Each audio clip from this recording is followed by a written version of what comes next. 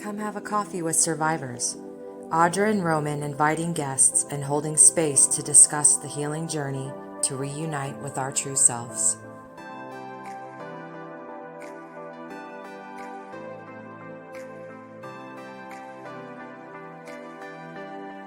We see you, we hear you.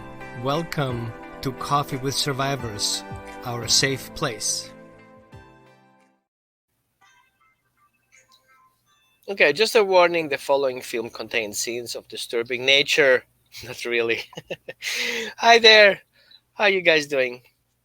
Hey, Roman. Hi. Hey, Barbara. Hi. Hi. How is everybody? I'm doing good. I'm doing good. I got my coffee. I love you both. I don't have my coffee here, Roman. That's terrible. That's all right. I guess I'll live. Okay.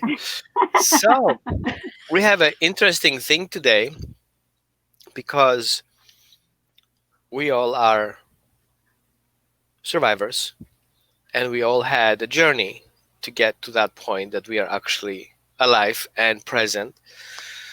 And I feel you both did a great work so far going into a healing process through different routes. When I started my journey into healing, I had no clue about energy work. For me, it was religion, praying, God, that's it. I was Christian and I was Orthodox and then kind of like got lost into the abyss. And then I went spiritual, Platonic, Pythagorean, and I kind of worked my way up.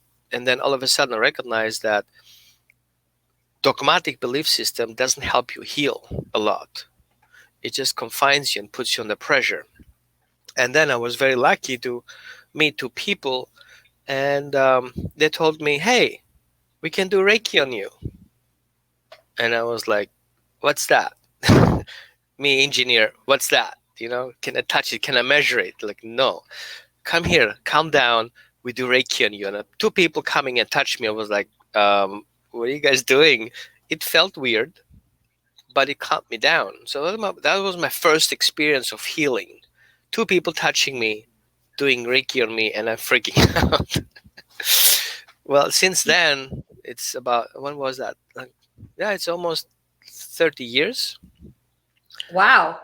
30 years. I recognize in the first beginning that I was totally mess because I wasn't aware of my traumas a lot. I knew that I had traumas, but never dealt with it. It was kind of like, yeah, right. And then I had this experience with those people and kind of that was a wake-up call. Wait, you can feel better because others did some healing on you? That was interesting. And yeah, that's how my path started. How did it happen with you, Audra? I, like you, Roman, wasn't aware that I had unresolved trauma that I was carrying literally for decades. And I came in through the spiritual route. I learned energy healing. I became a Reiki master, for lack of a better term. I don't like the word master behind that because I feel like it's constantly evolving. And so we're constantly evolving with it. So we really haven't mastered anything.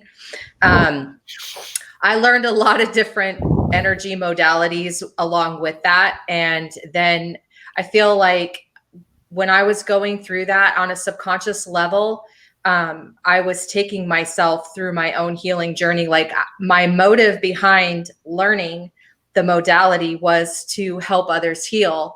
And at the same time, my subconscious mind was trying to show me my own wounds and help me heal. And I feel like the energy route was helping me come from the outside gently in, teaching me self-love, unconditional love, what that felt like. And then I went and learned hypnotherapy. I went and got clinically certified in hypnotherapy. So again, my motive behind it was to have another tool in my toolbox to help other people heal. But on a subconscious level, I really think that I was trying to pave my own path to a healing journey.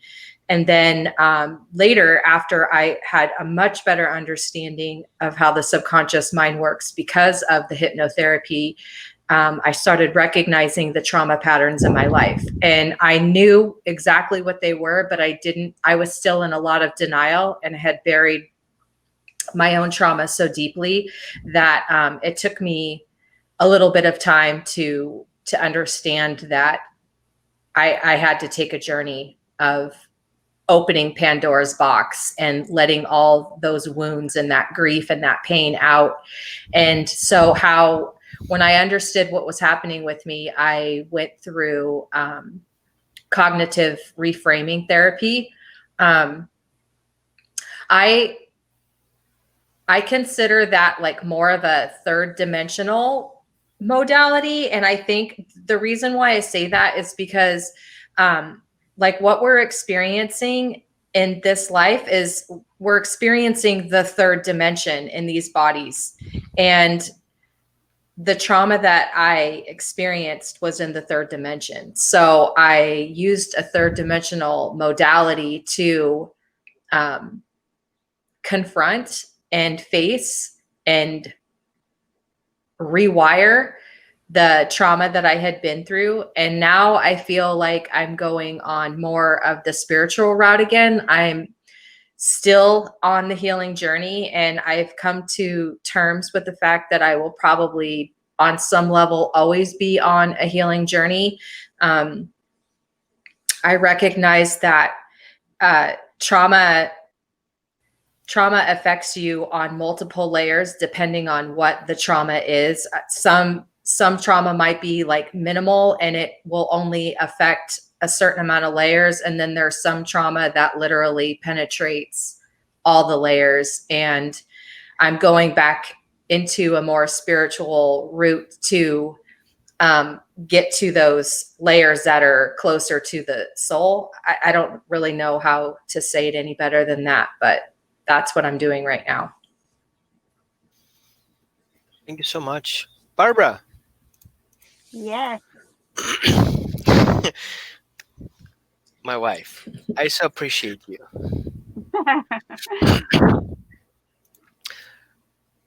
Barbara helped me a lot in that journey. I got stuck becoming a Reiki master. I was kind of Reiki. No, I was Reiki 2 practitioner, and then I got stuck with it. I couldn't find anyone to give me kind of the next level of mastering. And so then I met Barbara, who kind of like met online. She had a dog, and I'm a dog trainer, and she was a healer, and I needed some help with my dog, and we did fair trade. And so I helped her helping with her dog in behavior, and she helped me helping my dogs with healing. And this is how we met, basically. And then a huge new world opened up. So Barbara has also a lot of traumatic experiences. We can go as detailed as you want, but I've observed, and for that short period of time that we know, I have seen you going through a broad knowledge area of how to heal trauma and how to work with trauma. And beside that, it's an everyday thing. And I so appreciate you for kind of showing me the path that this is something you have to do daily. It's not just once a week or whenever you have. It's a daily, consistent hygiene, healing hygiene, or energetic hygiene that you have to follow through. So tell me a little bit about your path. Okay, so in 2000, I had this little dog, and she was like 10 years old, and she was dying of advanced stage liver disease. And the vet said the kindest thing you could do would be to put her down right now because she's really suffering. And I was like, I can't do it right now. I need a couple of days with her. She can last a couple of days. Let's just give her something to make her comfortable. I'm going to spend a day or two with her, and then I'll bring her in.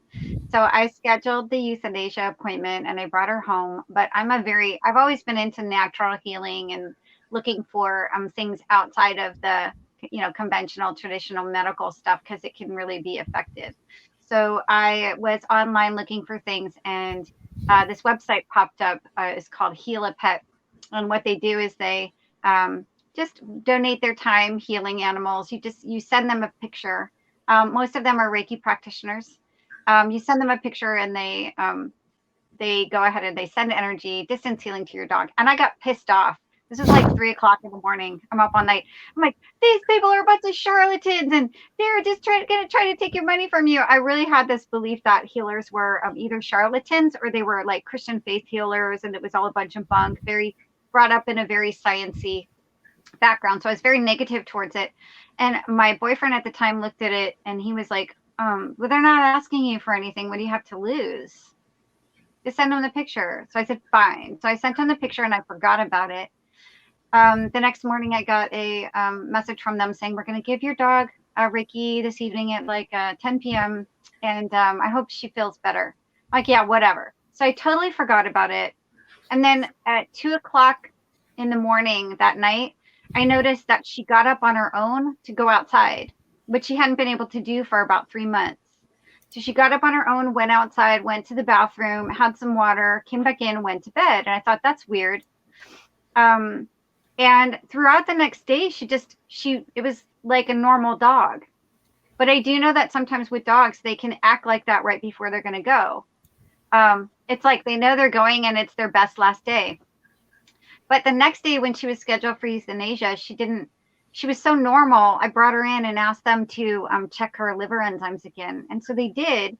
And then the vet said, I need to take a picture again of her liver. I need to look at it because something's weird. We'll do it on my dime. And I said, okay.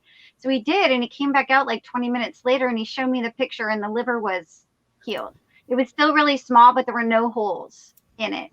So it wasn't perforated with holes, and the liver enzymes were showing that it was functioning normally, which shouldn't have even been possible considering how small the liver was. And the words that he used are, what did you do? Because this is a miracle. And that was my first time really kind of going, there's something else there other than this 3D reality that we're dealing with. And so I immediately messaged these people back and said, what did you do and how can I learn how to do it? Because I need to understand this, because it's not a miracle. Clearly something sciencey happened on, but I need to understand it. So one of the people who was there happened to be in Phoenix. She was a Japanese Reiki practitioner who was just visiting. It was a weird thing. She just happened to be there. I asked her to if she could teach me how to do Reiki, and we just spent half a day together, and she gave me my Reiki 1 attunement. And taught me a few things. And then from there, it was just this landslide down into, started doing Reiki. I decided to go to school for a body modality for polarity therapy and cranial sacral, which are types of kind of energy work through massage. And reflexology, that kind of stuff. And then I decided to open up a practice. And I couldn't do massage because I hurt my shoulder, of course. So I decided that because I didn't want to tell my parents that I was doing energy work, that I should get something a little bit more like mainstream. So I went to school and became a clinical hypnotherapist. I went to the same school Audra did, actually. And so I did that. So Audra and my healing journey is actually quite similar. So I did that, and then I learned a bunch of different modalities, reconnective healing, quantum healing, quantum touch. I mean, you name it. I absorbed everything that I could about different modalities, different types of healing, the energy bodies, that kind of thing. And then I went down for the count and I got really, really sick because I was doing the energy work and the mind work, but I wasn't doing the body work, meaning there was no integration of the three. And so what happened is I got really, really sick, and then that was a long haul. And as a result of that illness, I just became an intuitive healer. So what that means for me is I just use my intuition. I connect in with my own, innate intelligence, and I can work with people. And I don't have any type of specific modality. I still do reconnective healing sometimes because it's a great modality. It's very helpful. But I basically just do intuitive healing and just share it's like a natural healing method where there is no modality. And you connect in with people on a multidimensional level, meaning you connect in with them in mind, body, and spirit, but also just the different layers of the energy body and move through them and just find where trauma sits.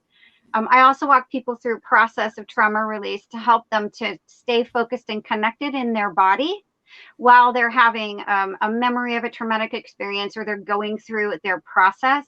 Because what happens is most trauma victims, we are out here. When we are having a memory of the experience, when we have the experience, most of us don't stay in the body because the body is a scary place to be. Okay, it's terrifying. That terror, that fear gets held on a cellular level. So what happens is we kind of go, and we also just go out here. We're not really fully embodied because we don't want to be in there. And then through what we do is we start to stuff down that emotion as we go throughout the day. We either try to ignore it, we just move on, or we don't give our body permission to express that emotion fully and completely to its end, because that would just take too long. It's exhausting, da da da da da. So there's a million different ways, or we're too busy dealing with the aftermath of our trauma to try to do anything about it. So most of us just stuff it down and go on our way. Or we have to hide it because we have to keep a secret from our parents or whatever. Okay. So the end result of that is you have these pieces of you that start to become really dense energetically, and they start to dense down, dense down, dense down, dense down, till eventually they become like a fragment of you frozen in time. You have an energetic fragment that's literally in that past experience of when you were 6 or 8 or 10 or whatever happened to you, that's waiting to be unlocked and unfurled, which is awesome. Okay. If you find those pieces, you can find them through the body, you can find them through hypnotherapy, lots of different ways that you can do this through energy work. Energy work, I found, can find them, but it doesn't always help you move through the process of healing, forgiveness, and that kind of thing. That's when other modalities, including mind modalities like cognitive therapy, things like that, psychology, those kinds of things can help you to move through it. Then you've got the body component of it, which for me, I don't do anymore, but I do know a lot of good people who do somatic experience things that I refer people out to, because for me, for my clients, I want them to do the whole gamut as part of their healing process. So I kind of went from being just doing energy medicine, basically practicing energy work, to really kind of understanding trauma and healing on a much deeper layer than I was before. So my journey was very similar to Audra's in that, but I do healing work full time now. And so that is always evolving and changing and growing. And hopefully it will continue to. So I just call myself an intuitive healer right now. Awesome. So I know you have a website, which is barbarabook.org, and you have different modalities there that you're working with. And also, Audra, you have modalities too that you're working with, right? I do. I'm still working with energy, and I practice hypnotherapy too. Good. Now, question. Let's say I'm being kind of like the person that needs you guys' help. So I need to recover from my trauma. I just discovered that I have a true example. I'm just changing the timelines here. That I am a sexual abuse victim, and now I recognize that. What's my next step? Who do I call? Ghostbusters. I do that too sometimes. Are you asking me or Audra? Are you asking myself or Audra? Anybody? Yeah, anybody. Like, what was the first step to do? I woke up in the morning and I looked through, let's see, I look at the website and, okay, here's the real story, the original story of my question. I went to my schoolmates when I was in Austria, and I belong to a small group that kind of connects schoolmates with each other. And I was looking for my classmates. So I was Googling my classmates and I couldn't find them. And I was like, why can't I find this? We were together in the class, and I started questioning that. Anyway, at some point I started Googling online, and I found out that 2 of those had committed suicide very young. to the period that we still was in school. I graduated already, and they short after committed suicide. And then there was a connection. There was an article of a website where the priest and a couple of other people were arrested for molesting children. And that's where the whole thing exploded, because I remembered it. I was just kind of like dump it down, but then it came to surface. And then anger came up, and frustration and embarrassment. And then I recognized that I never haven't talked to anyone about that. And it was very upsetting, because these two that got lost were my best friends. And we were together in church. And then I feel guilty that basically I kind of survived the thing. What went wrong? Why didn't they make it through? We graduated together. Why didn't make it through? Why I am the one who make it through? Oh, survivor's guilt. Yeah. So what do I do next? What's my next step? The first thing that you said, I think, is really appropriate is talking to somebody, talking to a safe person who can hold space for that. If you don't have a safe person in your life that you can share that with, because a lot of people don't, especially right now during the whole coronavirus thing, a lot of people are alone. They're at home alone, and they don't really, people are very isolated right now. If you don't have anybody to talk to, go to a psychologist. Get your story, who specializes in this kind of stuff, who has good reviews, maybe a referral or things like that. The first step is telling the story, I think. And getting that out of the way, and then start to see what unfolds. Do you need to work on the energetic component of it? Most people do. Not only do they need to tell their story, but they need to move through it energetically to help that story that is now being stored on a cellular and an energetic level needs to go through a healing process as well. And then doing body modalities, a somatic experience is really wonderful. Things like that to help you to start to reconnect into your body. There's a cool type of modality called trauma release exercises, somatic dance, movement therapies, things like that to get you reconnected back into the body while you're going through the process. If you feel like you have hidden memories or you need to start to be able to connect in with unconscious mind and you're having difficulty, hypnotherapy is a fantastic tool for that. It's also a fantastic tool for helping you to move through the layers of things in a safe way. So all of those things, I think, are beneficial. Now, well, that answers that question. I could talk about it for an hour, but I also, to add to it, I think that you once, like Barbara said, the first step is to tell the story. I think after you speak your story out of your body, intuitively, you'll know what you need, because there's no one size fits all, and everybody's healing journey is different. Right. And they're going to be more, you might be more drawn to this, Roman, where I'm more drawn to that. And I think you just kind of have to follow your heart and your intuition on what you need to heal. Well, first thing that I recognized was, once I become aware of the trauma, I recognized that it had multiple connections. It wasn't just here. It wasn't just remembering the episode of the gestures and emotions attached to that, but I recognized that it also affected, for example, my sexual life. Being embarrassed or feeling a certain way was kind of like a bad thing suddenly. And so it's not just about me, it's also about my close environment that's affected. So if I'm going through a healing process, I feel my close environment has to know about my healing process, because somebody needs to hold space.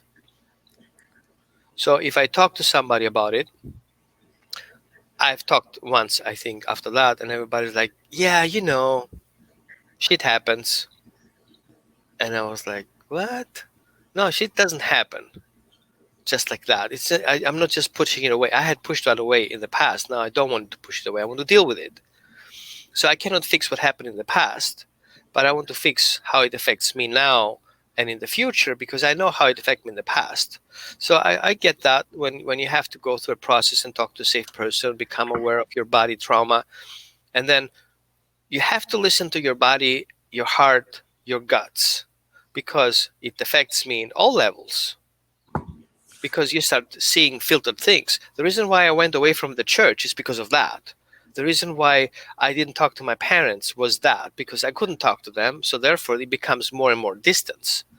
The reason why I hate seeing children going as sex-oriented children going to kind of male schools or female schools is because I see there's a lot of things going on and nobody talks about that. And then the next thing that's come up is, okay, now that I'm aware of my body pains and my aches, and now how do I choose the right healer? Because I remember once when I went to a healer and I started having a healing process, I left that healing session and was worse than I was before I got in. Because I thought I didn't have any discernment which one to choose. I was like, oh, I can help you. You're a mess. I'll fix you. And I was like, thank God you can fix me, because I don't know what to do with it. Okay. Well, And that right there. Yeah, that's it. When they say That they right can there fix you, run. Run for the hills, because they can't. You can only heal yourself, and you're not broken. Okay, that's the thing, is you just have to remember your power, how powerful you are, and healing is for me a state of remembrance and coming back into wholeness. I don't like to see people as broken and people who need to be fixed. I like to see them as somebody who is not remembering their fullness of their of their being. And it's got some layers on it that they need to go through to get back to that wholeness. So for me, anybody who says to you that, oh, I can fix you, other than a chiropractor coming in and cracking your back for you and it's back in alignment, really nobody can fix you but you. So anytime any healer says that, run. Anytime you feel like you have to give them a piece of your power for whatever reason, run. That is a very common thing with people who have guru mentalities. There are a lot of people can put healers of any kind, whether it's their doctor, a traditional medicine physician, or an energy practitioner, where their psychologist. They put them on a pedestal, a layer above them, and they can idolize them and all of these other things. And so if that person says, I need you to do this so that I can fix you, meaning you need to give me something specific like this, like I need $15,000 to balance each chakra that you have, that kind of stuff. You have to, what does it feel like? Does it feel like somebody's asking you to give you more than you feel it's worth? Are they asking you to give away part of your power? Like you don't know how to take care of yourself. You can't be trusted to make decisions for yourself. You can't be trusted to make decisions about your own healing. I need to be in charge of that. Anytime you hear any kind of that stuff, that's not acceptable. A really good healer is going to give you suggestions. They're going to help you. They're going to do what they can to support your journey. They're going to meet you where you are. And they're not going to tell you that you're a horrible mess and you need to be fixed, and the only person who can do it is them. That's what I think, anyway. An example. One of my mentors in Reiki, I was in a relationship back then. And I was ready to go to the next level because I was very confident about that. And I felt like getting the master in Reiki would help me kind of go into a further state. And, I needed kind of a mentorship on that. And since my mentor was related to my girlfriend-friend relationship, she said, no, I'm not a good person to work with you right now because of your ex-girlfriend. And I was like, how can this affect my mentor, what I did with my ex-girlfriend? And all of a sudden I got stuck. And I feel like even if you choose a healer, it can be very complex because, for example, you have a healer who is your partner, you have a healer who is your relative, you have a healer who is kind of in your friend's environment. how do you handle that You mean as a practitioner or as as a a? practitioner? Yeah, Oh, knowing the details. um, Is it safe to trust somebody in your family environment? it depends. Can that person come to you? Can they help you from an unbiased perspective? Can they hold space for you to go through your process without being emotionally affected by it? Um, are they going to make judgments about your personal healing process because of their past experience with you? These are all questions that I feel people need to ask when they are, asking for help. If they have somebody in the family who may be able to help them, maybe a psychologist or even any type of a healer, really is that is a conversation that you should have with that person. You should sit with them and say, do you feel comfortable with this, and just have the conversation, because a lot of times, like Roman, like when I need to help Roman, sometimes I struggle with it a little bit because I get too biased and I'm very connected into my people and my animals, and I struggle with it. I'm too empathic around immediate people to some effective healer for them. How So about I you, think Audra? that a lot of people are that way. Huh? Sorry, I interrupted you, unfortunately. That's okay. Audra, how do you feel about that? I agree with Barbara. I think that, even as being in the healing world, we're still human. Like, we still have feelings and emotions. So we might not always be able to hold space the way the person needs us to hold space if we're really close to them. And there's nothing wrong with that. But if we're facilitating, we need to be honest about it, whether or not we can handle it. Agreed. Right? Agreed. And yeah, is that I, T-Bone crying? yeah. T-Bone, because we had sirens, so he doesn't howl. He just cries a little bit. He's like, "Oh, it hurts my I can ears." hear it. It's like a high Yeah. pitched. And everybody knows that you're crying. How about you lay down? When I That's you know what, that's right, that right there is how trauma gets created in the body, is with a kid who's upset and crying, and the parent is like, you know what, you're embarrassing me in public, be quiet, and God forbid, parents, it's like, I totally love them because they do the best that they can and they have to deal with it. But sometimes they'll kind of shut you down. So a kid could be having this intense traumatic experience, even though it doesn't appear that anything negative happened to them, but they're feeling really unloved or really uncared for, or that feeling like things are really unfair, and they're crying. And then all of a sudden it's this big embarrassing thing that happens in public, and you're like, shh, stop it. That's how we stuff it down. That's how we learn how to stuff it down. Don't make a scene. Don't make a scene. And that's kind of, grateful to T-Bone for kind of pointing that out. We have to I do just it, traumatized my dog. sometimes. I just become aware Yeah, I you did. traumatized my dog. Let me get the T-bone out. I gotta send it to you because he loves you.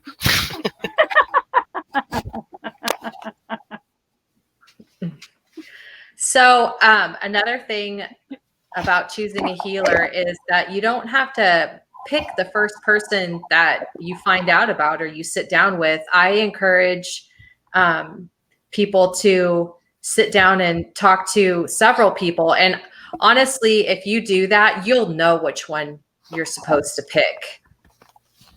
Don't you agree, Yeah. Barbara?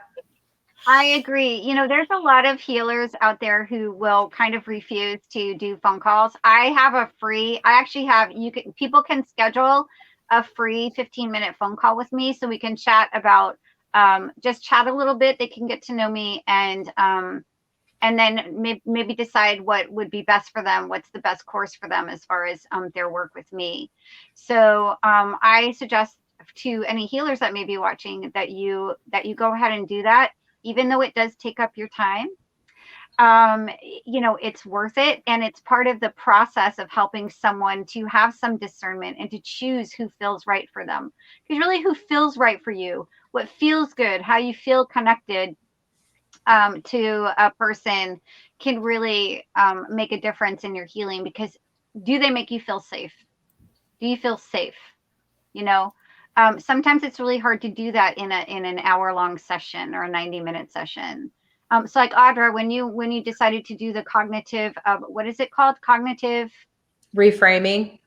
reframing therapy, did your psychologist let you have a quick phone call with her first to make a decision, or did you have to go in and pay for a visit? I called her on the phone and talked to her for a few minutes, and then decided that I wanted to go and do an intake with her. I did have to pay for it, but I could have, you know, opted out at any time. But after the conversation with her, I definitely felt like I wanted to proceed forward. Right thing. Yeah, Yeah. just even that little quick phone call can make a difference. It really can. So the suggestion is to ask, you know, if you have the money to pay for a consultation first, go for it. If you don't have the money, it doesn't hurt to ask and say, can I have a quick phone call with this person? Because I don't have a lot of money and I really want to make sure that I feel okay with them before I walk in there. And there's nothing wrong with that. And if they are unwilling to do that, then, you know, there are lots of people who do this kind of work. I don't do this work for the money. I obviously support myself with it. But I want to help people as best as I can. And that's one of the ways that I do it, is just to spend a few minutes with them, because sometimes it's not a right fit, but I may know somebody that is. Or I may go, you know, I really think this might be interesting for you. It might be something that you want to pursue or give a try at, or even send them in the direction of free help, you know, because free help is something that's a big deal too. And Audra mentioned that in the beginning as something that we should talk about. And it's kind of segueing into that. There's a lot of cool stuff out there that you don't have to pay for. Yeah. That can be super helpful. Like Audra, what do you recommend? Well, first, I just wanted to say that I know, you know, a lot of times people think that when they don't have the financial means to go pay for cognitive reframing therapy or different type of energy modalities, they feel screwed. Like, how am I ever going to heal from this? And I think that there's a lot of things out there that they might not be aware of, that they're already using to heal.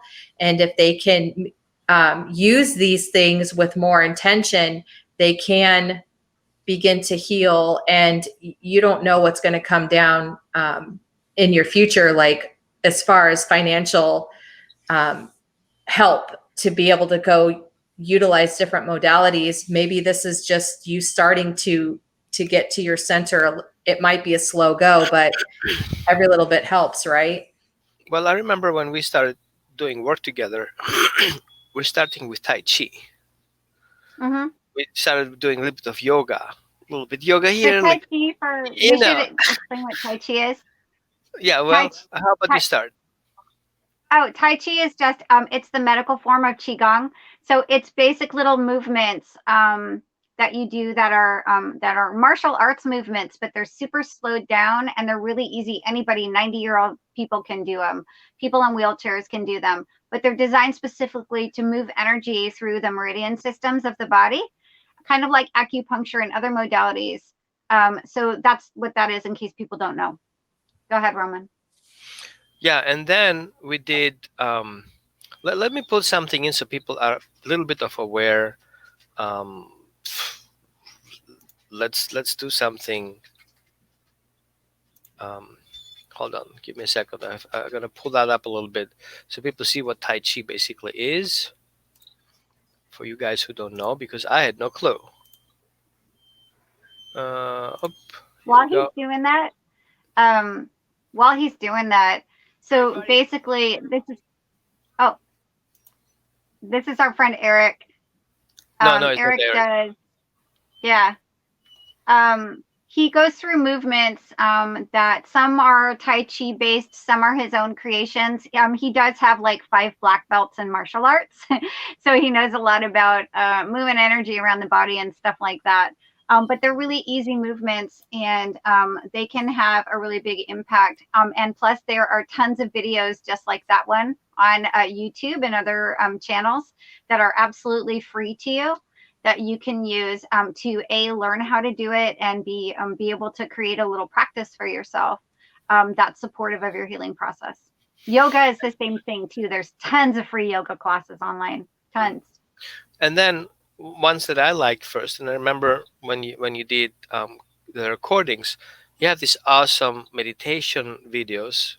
Let me pull up one here quickly.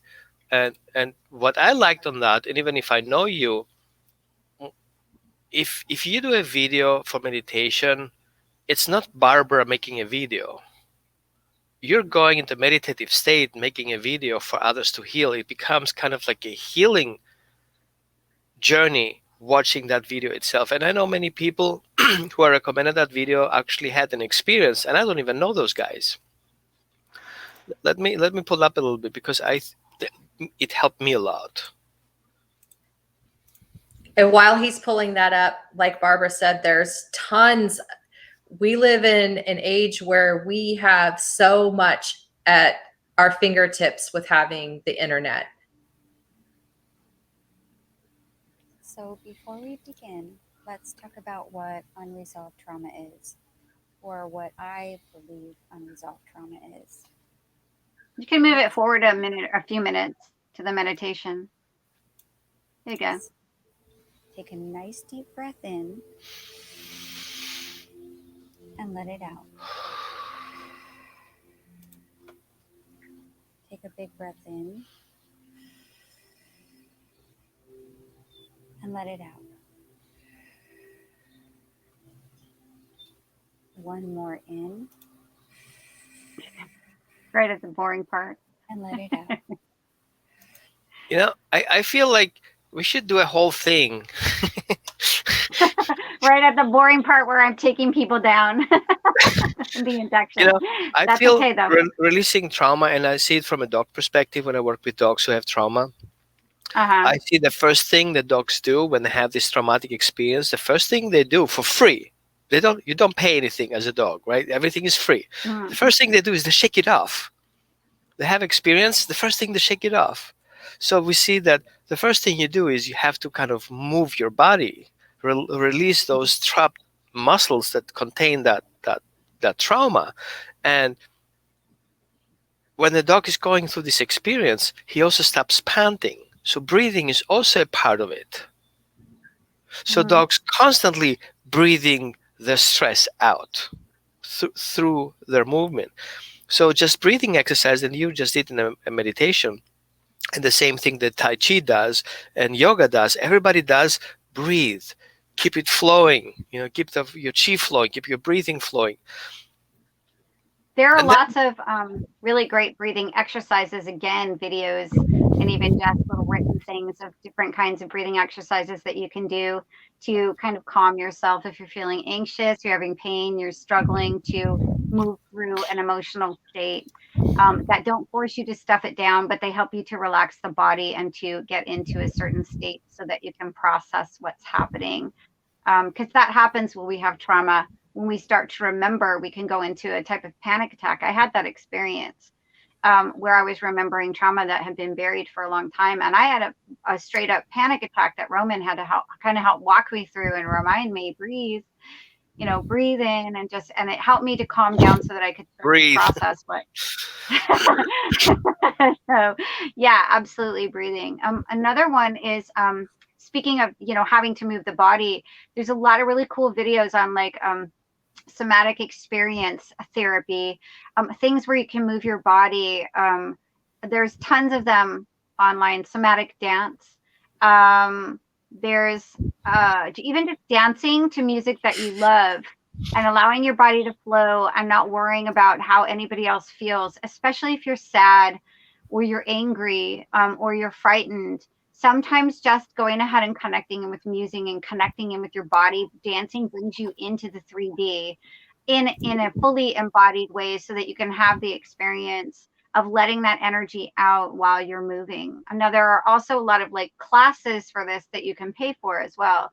But And if anybody has any questions or they need a referral to people who do this kind of thing, I have a huge like notebook of different therapists, practitioners of all different kinds of therapy to kind of help them through their process. But that's one that's really good. Traumatic release exercises are another really good one that you can do for free. There's videos to walk you through that. Roman and I have done that. Roman's not great at it. He usually falls asleep. He gets tired. Sorry, honey, I just outed you. He's like, okay, I've been doing this for 2 hours. I'm done. I got to take a break. Well, speaking of dancing, that gives sorry, that gives the idea of native dances, like Native American dances, where they're dancing after the war or after the fight. They basically Get the energy out. Yeah. get the energy out, which is amazing, right? Now I need to take T-Bone out. T-Bone is worried. Come on, buddy. So another cool way is through the creative process, right, Audra? Like you personally started doing writing. You started writing your story down, and that I was so blessed to get to watch you go through that whole process of writing the story down and sharing the story with other people and kind of opening your up yourself in that way seemed like it was also a huge part of your therapeutic process. Is that true? Very true. That was probably, I released more writing that book than I did in cognitive therapy. I found a lot of understanding in cognitive therapy, and I did a lot of rewriting in my core beliefs, but writing the book I released a lot of pain and grief. Yeah. So writing is free and it is extremely powerful. Yeah.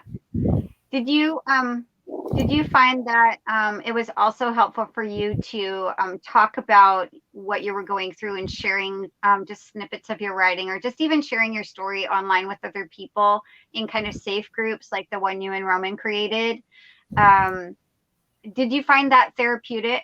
Because I mean, you just straight up were telling everybody what you were going through online, personally, on your page, on your Facebook page. And it was really moving to me because it kind of gave so many other people permission to tell their story too. It was really kind of incredible to watch it unfold. Honestly, really beautiful. Moon Did people? that help you? Huh? It did. He's got a book pulled up called Moon People. Oh, that's you? No, that's a. Oh, what's that? Where did this come from? Oh, you're down there. I pressed on ratings, and then that's yours. No, it's just sponsored. Oh, gotcha. I think the reviews are awesome. I read a little bit of the book. I cannot make it the whole way through. It's really intense on my numbers. Amazon deleted my beautiful review that I did. I have to do the other one. This just reminded me. I have to redo the video, redo it. And yours was a really powerful review because it talked about the clinical aspect of the book. I know.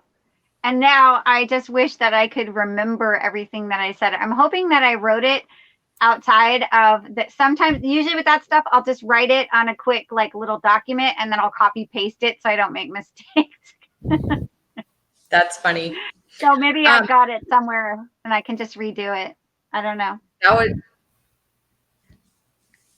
That would be awesome if you had it still somewhere, because it was an amazing review. It talked a lot about the clinical aspects of it, not just like the emotional stuff. But back to your question, I did find it very empowering to share my journey on social media. And it was it was empowering for me to use my voice, which was something that I had stifled my whole life. And so I found a lot of empowerment in that. And also to see that what I was doing was actually helping other people made it, because there's a lot of fear that went with it too. Like I had a lot of fear, like, what are people going to think? Are people going to judge me?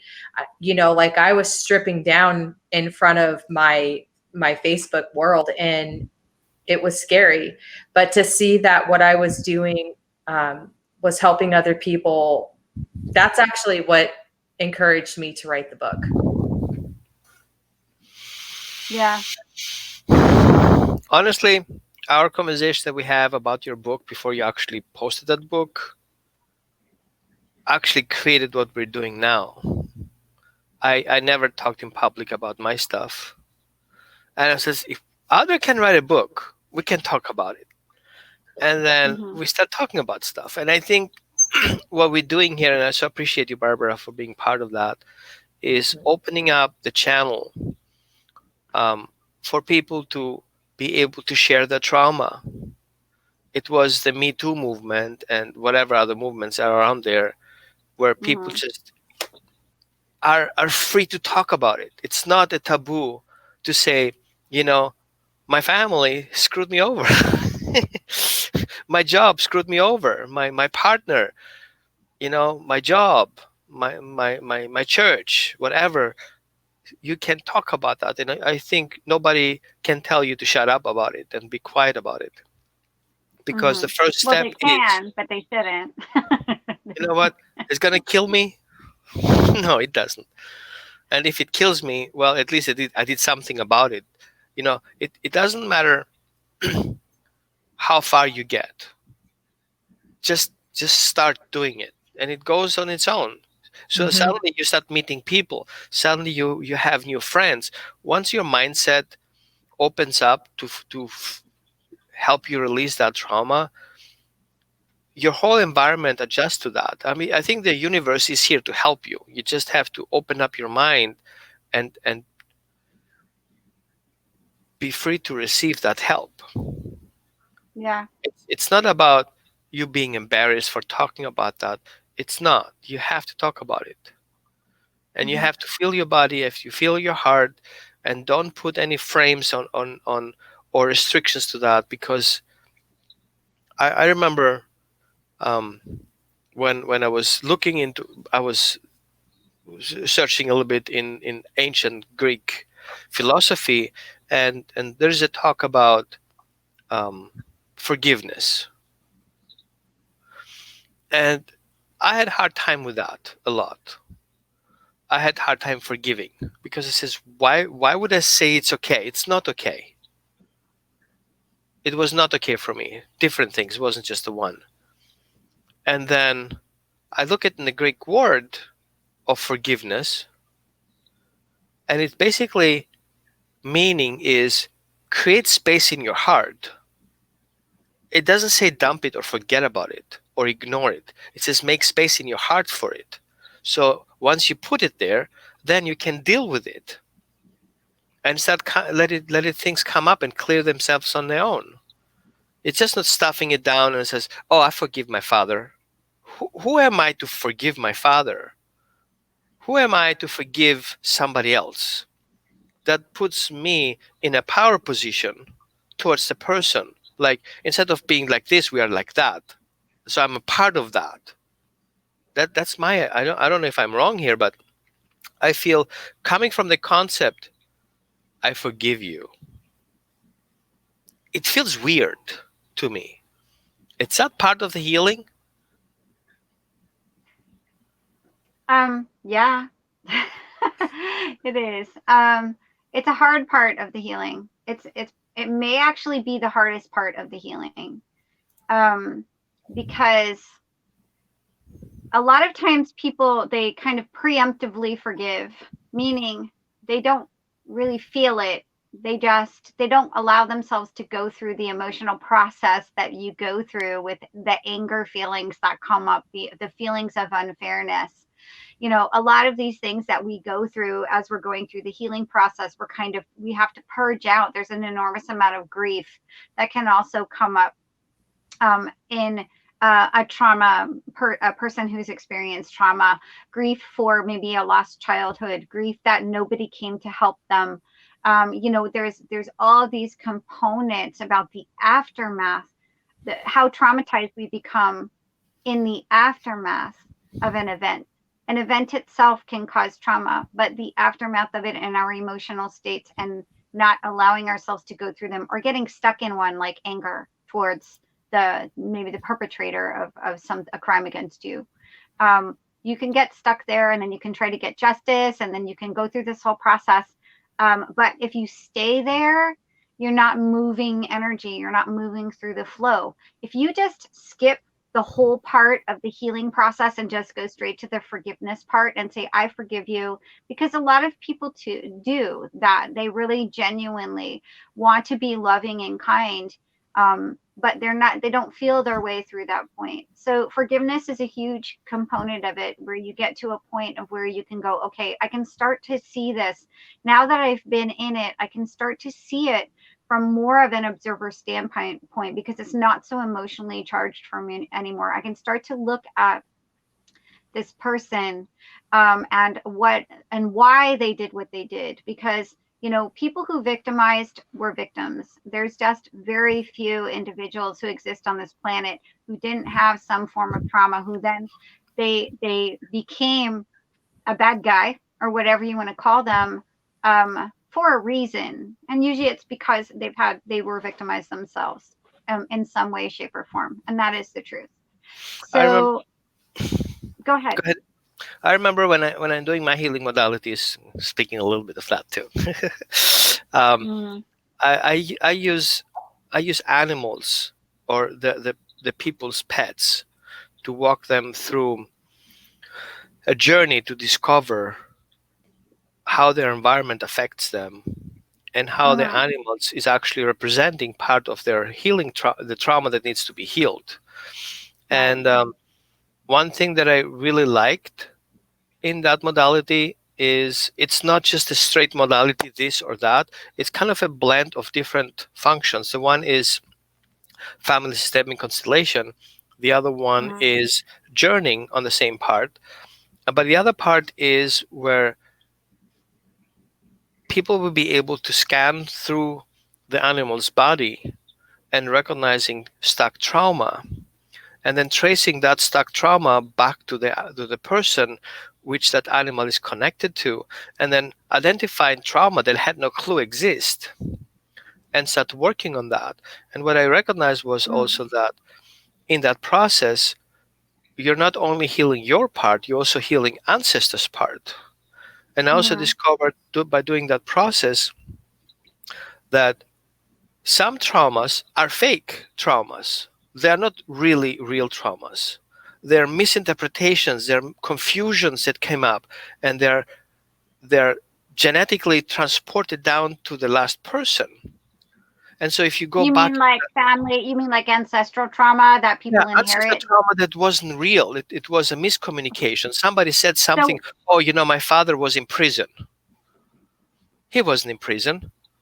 You know, or my father, same for example, there are stories out there where the child is not being told the reality of a situation. I understand. Where the father died, but the father was in prison, or the other way around. Or so somebody lies to you about the circumstance. So you go your whole life thinking that it's one story. And so you go through your healing process for one story. And then all of a sudden you find that story was not the truth. So then you have a whole new event. I understand. Yeah, that does happen. So I went back in the past with a couple of sessions, and I found out there was a story that nobody told about that. And the story was the country.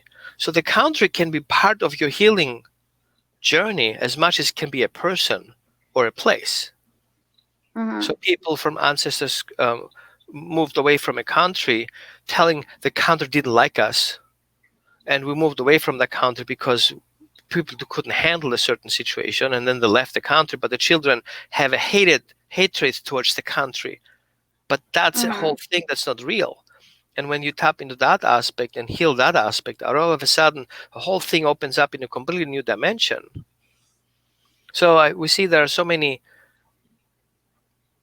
ways to go through a healing process, and an inexperienced healer can do a damage.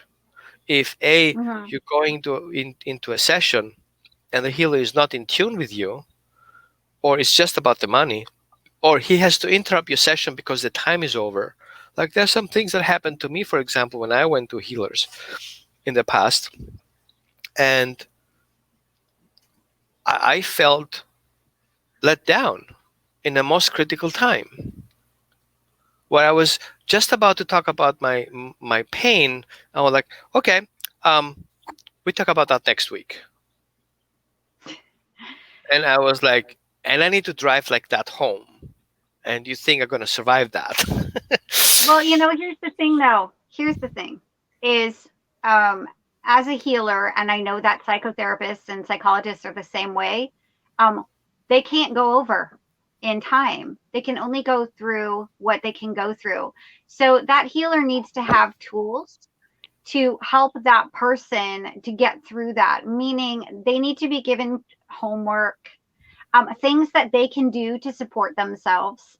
So that if you have to cut the time short, because ultimately the healer is not responsible for your healing. You are an integral part of it.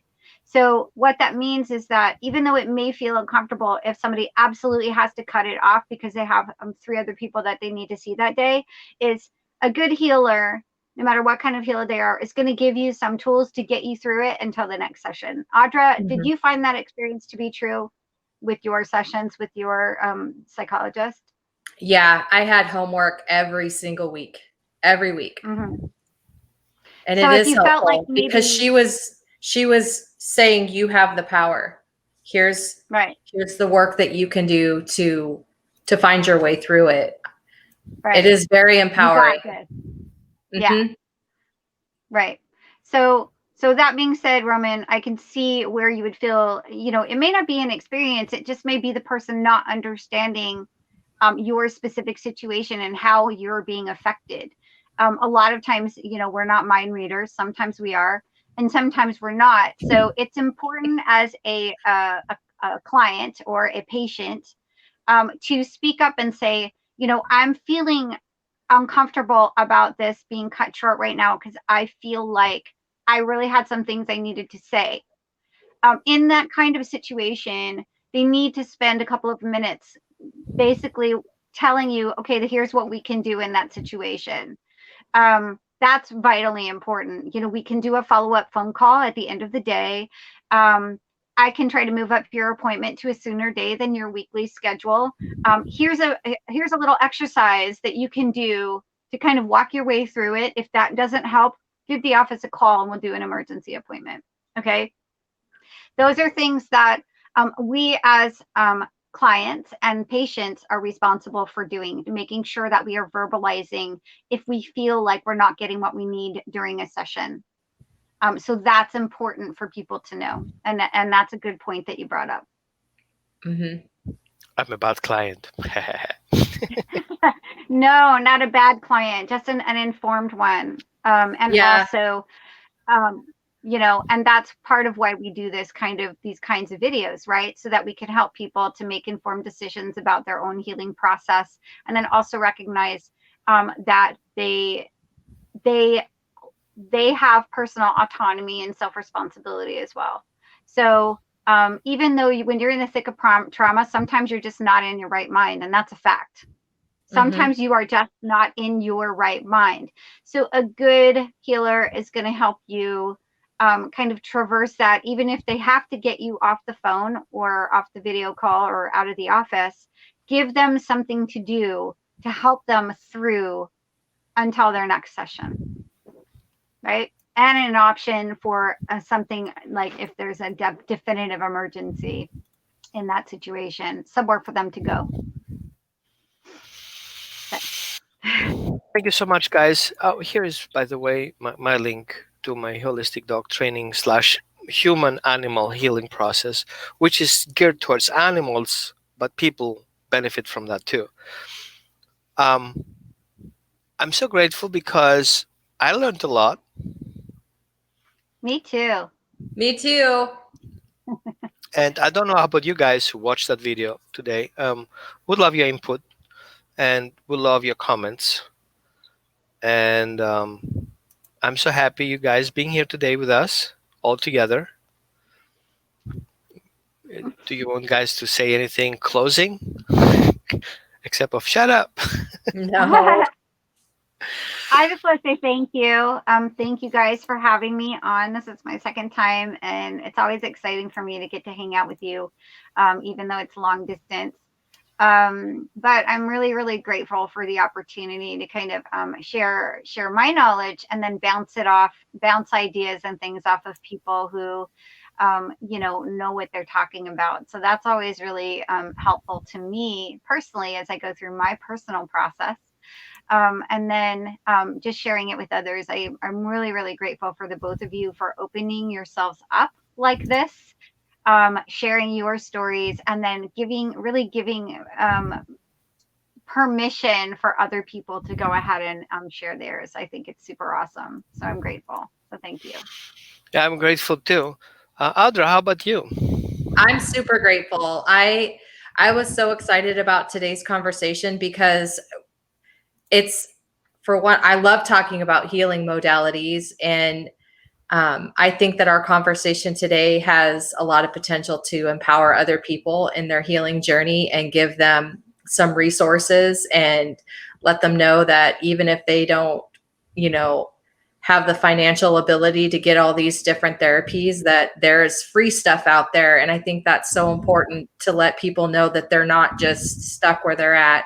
So I'm super grateful, and I'm super grateful for like the entire conversation and everything that you both brought to the table. I think it's extremely valuable. Thank you. And I'm gonna drop some comments. I'm gonna drop some YouTube videos in the comments on the Facebook share for people for some of the things that we were talking about. I'll drop a couple of Eric's videos of the Tai Chi and a couple of good meditation videos that I like personally, as well as just whatever I find. I'll drop a few in the comments. People can take a look at that stuff. And your YouTube channel is The Happy Empath. It's The Happy Empath. I have a bunch of different videos on there. I have a few videos on just being empathic, some interviews that I've done that are similar to this, where we talk about all kinds of woohoo metaphysical stuff. And then a few really good meditation videos that you may like. Awesome. Okay. Thank you All so right, much, you guys. guys. Bye, you guys. See you Bye, next time. everyone. Audra and Roman inviting guests and holding space to discuss the healing journey to reunite with our true selves.